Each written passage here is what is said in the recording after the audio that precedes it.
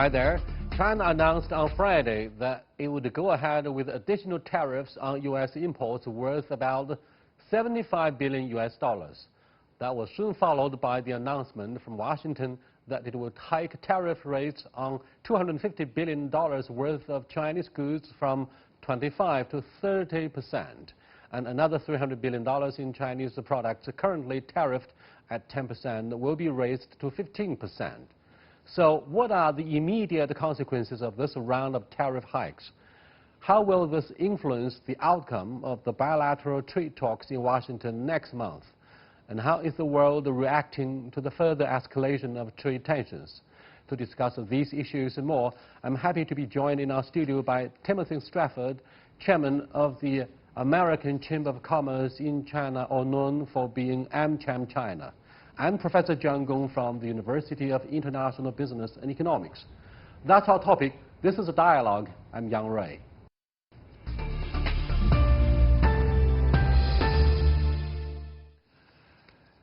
Tim and John, are you surprised both by the latest escalation of a trade standoff between the two biggest economies, Tim?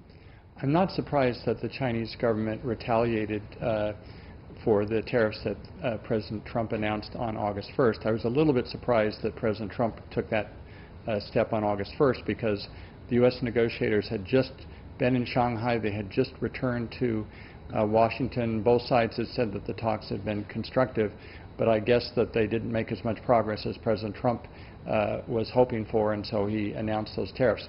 Once he made that decision, despite the fact that the negotiators had had what they described as a constructive meeting, I think it was only to be expected that China would also respond. The latest round of tariffs imposed by President Trump really surprised me. And also I'm surprised at how quickly he responded to this. I mean, these decisions were made, I think, within a few hours, less than 2 or 3 hours, I think, right? And also the way he sort of propagated this message, you know, the tones in his tweets, it just surprised me. I mean, apparently he was very angry, and he was sort of like a knee-jerk reaction, you know, just very, very angry. Not supposed to be act like this for matters pertaining to, you know, countries and between nations. Many of the problems you spoke of, or mentioned by the media in the United States, point to the fact as to whether he himself takes his job as the chairman of a company or president of a country. Now, he often said, my economy, my market, instead of saying the economy of the United States. So this shade of wording makes people feel puzzled about this role play. With all due respect for the president elected into office in the United States, Tim, what do you think of the stressful situation he's facing and the actions that he took that have surprised so many observers, Chinese and foreign alike? Well, I think that he's reacting, you know, instinctively, and I think that, you know, it'd be good if he sort of takes his time, consults his advisors, and makes sure that he thinks carefully through what he's doing. And, you know, I don't want to judge the president, but I think that, you know, objectively, the way that he's approaching the U.S.-China trade negotiations is probably making it harder to come to a very positive result, because I think on the Chinese side it's difficult to understand what is he trying to achieve. If you try to back China's leaders into a corner publicly, then of course the Chinese leaders will have to push back, and if you push too much, it almost seems like you're hoping that they won't come back to the table. And I don't think that's the United States' intention, but one could certainly understand how you could get that impression. The American business community immediately issued their statement, open statements about the presidential anger. So tell us briefly the immediate response from AmCham China. Do you think AmCham has been and will be the most important stabilizing force in balancing the bilateral economic relationship? And do you think you will do this over and over in the future? Well, I think the business community from both countries has played a very positive, stabilizing role, and I think there are several reasons. One reason is it's easy to demonstrate immediately the benefits that each side have from the relationship. It's also, when you're doing business, you get to know people and you look at things more on the human level. And I think as we sit across the table from our Chinese colleagues, you know, nobody wants to be in a big fight. We want to sit down and how we can create more value for our companies and also for the people of both countries. So I think this has been a stabilizing factor, and we continue to want to be a constructive voice. Sometimes the best way to be a constructive voice is to point out problems that need to be addressed so that the relationship's on a healthy basis. But we want to address the problems, and we want the relationship to It's grow. very likely that the United Kingdom will have a no-deal Brexit by the end of October, and therefore it doesn't come as a surprise that the Prime Minister Boris Johnson said that the current trade war will sooner or later impact the economy of United Kingdom. What do you think of the immediate response from the G7 summit that was concluded in summer resort city in France? Well, I think the trade war issue is is definitely on the top agenda for these world leaders. But besides these things, there are also other things on the table that need to discuss. But he is very difficult to be persuaded. And I mean, you mean President Trump? President Trump, yeah. The international organizations and European leaders keep talking about this. Don't do this. Let's come back to the table and talk. This is not just between China, U.S. There's worldwide implications. We're getting into recession. And this message is being, conveyed to him, to the world, time after time. But he is very difficult to be convinced. And also, I want to, make a point that if you look at how this has lead to today's situation, as you said, the American delegation went back to U.S. already issuing a press release that it's a constructive dialogue, we still need to go on. And then it's just because of this rally in Ohio, remember? Is it because of rally? Yes, it's offered something to say, and he is very upset that he can't offer something to say at this rally, and so he's, okay, I need to do something, and started to escalate this tension. And of course, China is to respond to this, and unfortunately, we have to, come to this stage. So I think, looking back, if ever we're going to, not going to reach an agreement at all, and if ever the United States and China were really onto this very, dangerous path, I think historians will look back and say, look, this is very unfortunate. We could have avoided this, just because this little rally in Ohio, and we come to this very unfortunate stage. This is just totally unfortunate. Tim, I know it's unrealistic for guys like you to be openly apologetic for the presidency of Donald Trump. However, he seemed to have antagonized almost all partners, friends, and competitors on all fronts since he's taken office. Therefore, most leaders of G7 showed their dissatisfaction openly and tried in vain, as John said, to persuade him. Now, what do you think should be the message that this united front, if they were to be able to forge such a united front as the G7, for them to deliver to the rest of the world, so that there would not be so many jitters in the stock market or more chaos in the world market? Well, I think the thing that would be most reassuring to the stock market, to the general business community, is that there's an agreement on general principles, and that everyone's going to try to work together towards those general principles. There's an interesting distinction made between a rules-based order and a deal-based order that I've heard some other scholars talk about. A rules-based order, everybody is achieving something together to follow some universally agreed to rules. I remember when China joined the WTO, China had to make a lot of commitments, and China was now joining this very exclusive club, and they had met the qualifications to do so.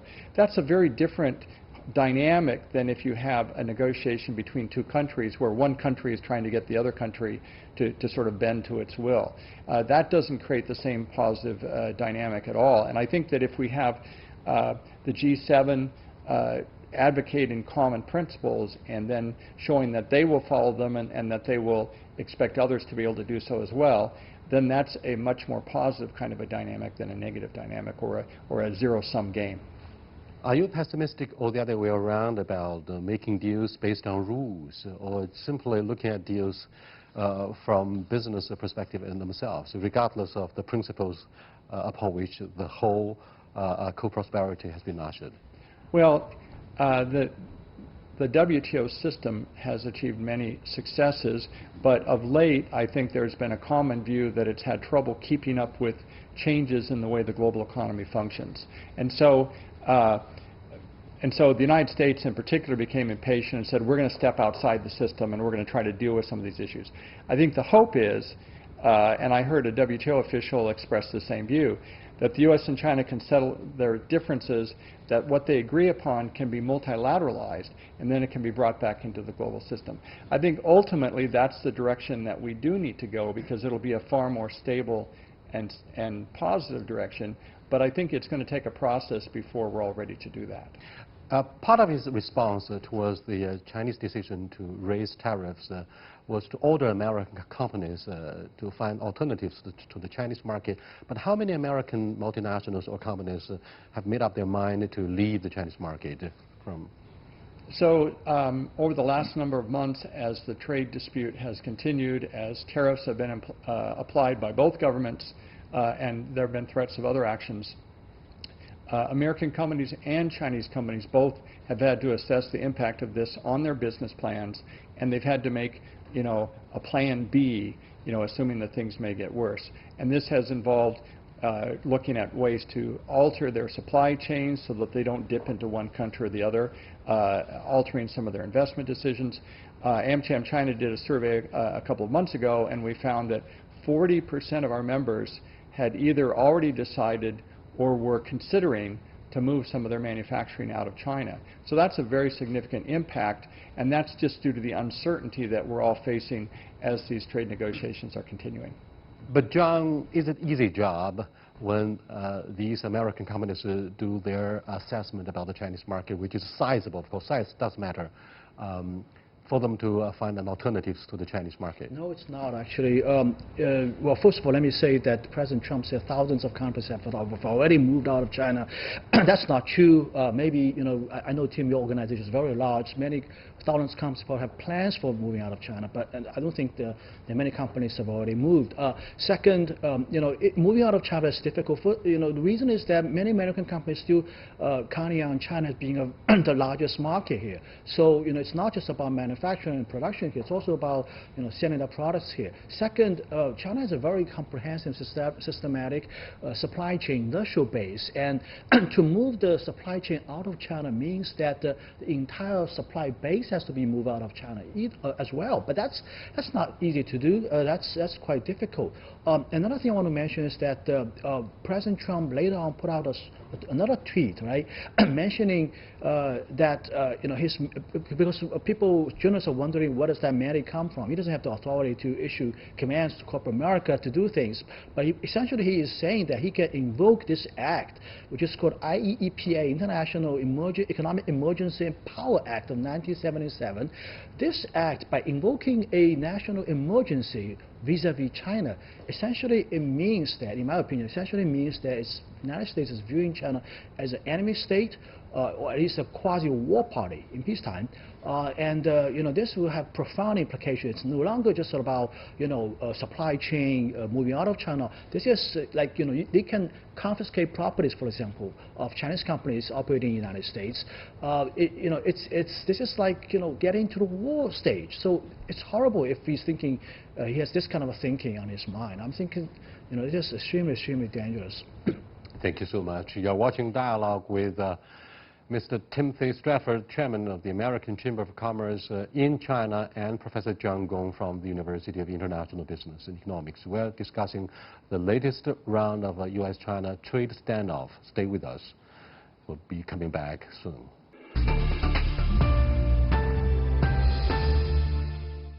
Welcome back.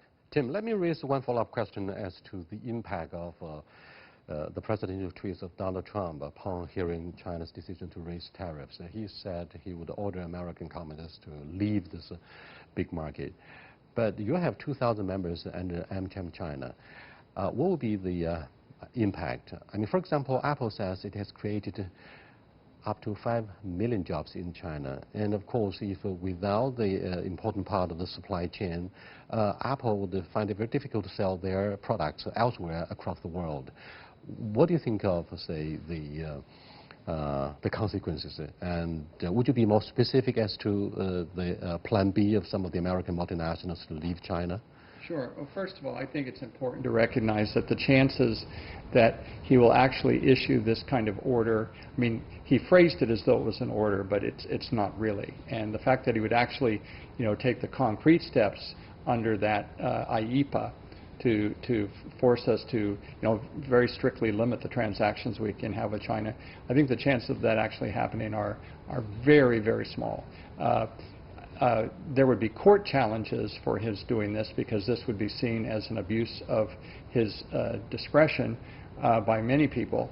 The courts may not overrule him because the courts are inclined to give the President of the United States a lot of leeway in talking about national emergencies, even if the whole population disagrees with him.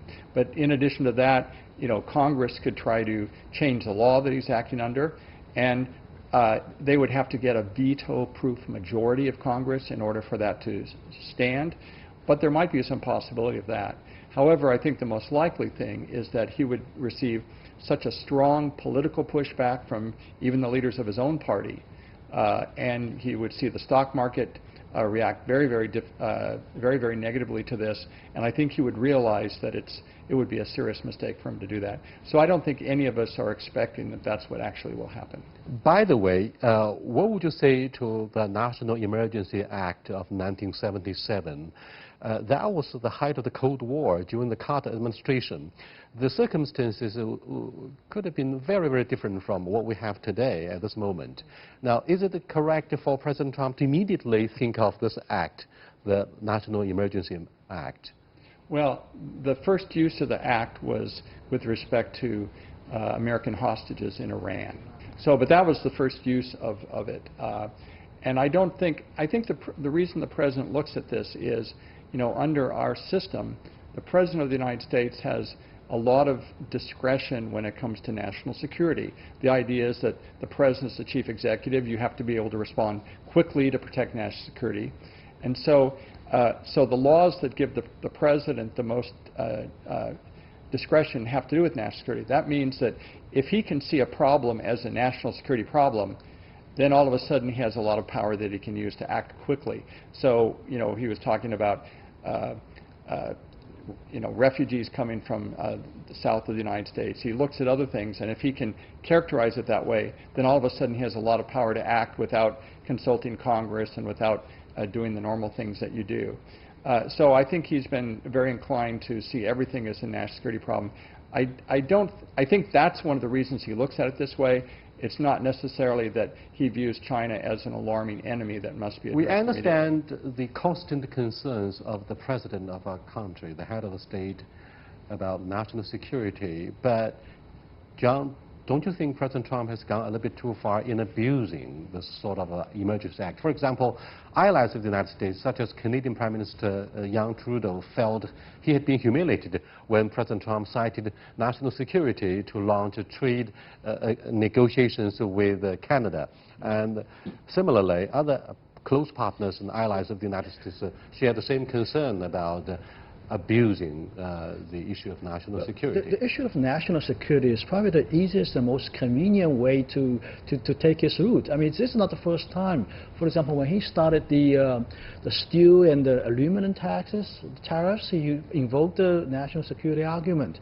When it comes to negotiation with Mexico regarding the immigration issue, he did the same thing. It's a national security issue. He threatened to use IEPA, and it's the same argument. I think he has. I'm a little bit less optimistic that he will never use this. I mean, never underestimate President Trump. I mean, he has, look at the way he tried to build this wall, right, on the southern border. He found ways to use the defense budget to do this. I mean, this guy is very imaginative in finding ways and tools available to the president. I think he's a team of lawyers to search for the available tools and other measures that he can use to achieve whatever his target he has in his mind. I think most political people in the United States would think that this is going way too far in invoking national security. That if actually American companies were ordered to leave, they wouldn't exactly be ordered to leave, but there would be restrictions put on their activities that would make continued business very impractical. If that happened, it would be such a monumentous change in U.S.-China relations. It wouldn't just affect business, it would affect all of the way that our two countries deal with each other. It would be a very momentous action affecting the global order. And the fact that he could just do this simply is something where there would be tremendous pushback in the United States. And I don't think it could happen. Tim, public opinions have been quite divided in your country. You say most of the political people in the D.C. would be quite critical of the presidential anger. However, people like Steve Bannon and Peter Navarro would vow to have a debate with you on the media as to whether the anger of President Trump would be wise or not. Since these people, small in number, have been very influential in exerting their influence in the D.C. and in the decision-making circle, what do you think of these guys and their role? I think their views are not mainstream views in the United States, and I think that even within the president's own party, that he would have such a strong pushback if he tried to move ahead aggressively to carry out what he said he would do. I think he would have. I think he would turn back and would not go ahead with it. Well, on this issue, I have a little bit slightly different opinion. I think in the U.S., the media on the left, on the right, on the liberal side, on the conservative side, they have been unanimous, in my opinion, the last few months to be engaged in essentially what I call propaganda campaign against China. In this notion of China cheats, China steals, hundreds, billions of dollars of money stolen away from the United States, intellectual property theft. I mean, these things are openly not even discussed, just stated on the media. I've never seen anybody on media challenging this view. That and what are the facts behind, real concrete facts behind hundreds billions of intellectual property theft each year. It's sort of like a soundbite. So you are saying this is a coordinated, well-crafted campaign to discredit China? And I mean, it may not be coordinated, but I think it's a widely held view by a lot of people in the media. And American people are very easily to be persuaded, in my opinion. You sit back and watch TV, and hours and hours of pounding up this message, people are going to change their mind. Let's look at yet another controversial issue, Tim and John. China is accused of manipulating the currency. The Chinese currency has dropped to an 11-year low, and people believe the decrease in the RMB is partly to compensate the rise of U.S. tariffs. So how much do you think the devaluation of RMB has contributed to easing the damage of the escalating trade war? Tim?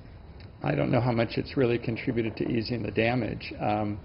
When I hear American economists talk about this, they say that perhaps the Chinese currency was manipulated in the past when the U.S. didn't declare it a manipulator, but now it seems that there are fairly easy to identify market forces that are pushing the renminbi to more devaluation. So I think that there was a lot of questions in the United States about why the U.S. would call China a currency manipulator at this point. John, when you look at the social media discussions, online discussions, a lot of the observers, Chinese in most cases, point out the Chinese government should deserve credit for not letting RMB devalued so quickly. What do you think of the performances of the Chinese authorities?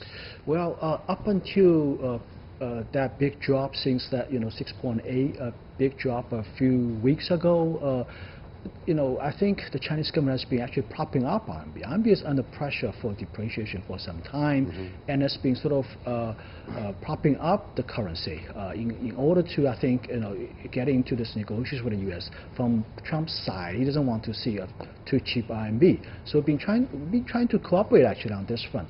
But ever since then, the dam is open. I think it's not just the reaction to the current situation. It's just pent up demand for RMB depreciation. So now quickly it's shooting to 7.2 this morning. So I think the pressure is still there. So we can call this market force, or we can call this pent up suppressed demand. But the fact is RMB is going this way, not so much because of Chinese government's manipulation. If there's anything manipulation, I think it's the other way around for some time. But now, of course, things are a little bit different. And I think what social media has been saying, to some extent, is quite true, in my opinion. Politics chase money, or the other way around, particularly in the election year. Tim, let's look at the issue of PMI, Purchasing Manager Index, which has dropped below 50, a very bad sign for the U.S. economy. What do you think of the ramifications in the United States? Well, I think President Trump is trying to say that that Americans need to tighten their belt in order to make some restructuring in our trading relations with other countries, and that if we make some sacrifice in the short term, ultimately we'll be better off for the U.S. economy. So I think that's his argument, and we'll have to see whether he can persuade people. Look, it's important to understand there are a lot of issues that the U.S. has with China that I think are legitimate, even as China has issues with the U.S. And so the view of the business community is that it is right that the two countries should make a very determined effort to try to address some long-standing problems. I don't think there's a concerted propaganda effort against China that's taking place in the United States, but there are a lot of people who have observed things, and there is kind of an echo chamber in the United States that once something becomes apparent, other people and everybody start to talk about it. So there is a fairly negative press about China. On the other hand, that doesn't mean that the American people think that we should terminate our relationship with China or have anything near as stark or radical as that. I think there's still a lot of goodwill and a lot of value seen in the relationship. People just want to see that those particular issues are addressed, and I think we'd like to see both governments be able to get that job done in the best way that they can. But thank you so much for being with us. That's the end of this dialogue on U.S.-China trade relationship, which is getting very bad ahead of the talks, the resumption of talks in early September in Washington. I'll see you next time. Goodbye.